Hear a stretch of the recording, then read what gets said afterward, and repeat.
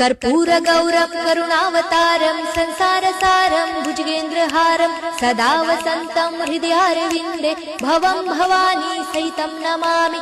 मन्दारमाला कलितालकाये कपालमालं गीतसुन्दराय दिव्याम्बराय च दिगम्बराय नमः शिवाय च नमः शिवाय।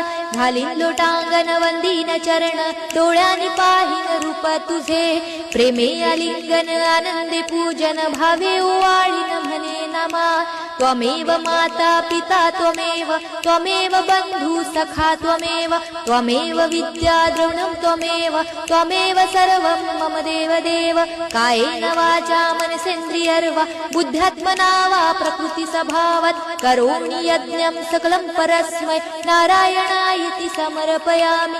अच्युतं केशवं राम नारायणं कृष्णदामोदरं वासुदेवं हरे श्रीधरं माधवं गोपिका वल्लभं जानकी नायकं रामचन्द्रं भजे। हरे राम राम राम हरे हरे हरे कृष्ण कृष्ण कृष्ण हरे हरे हरे राम राम राम हरे हरे हरे कृष्ण कृष्ण कृष्ण हरे हरे।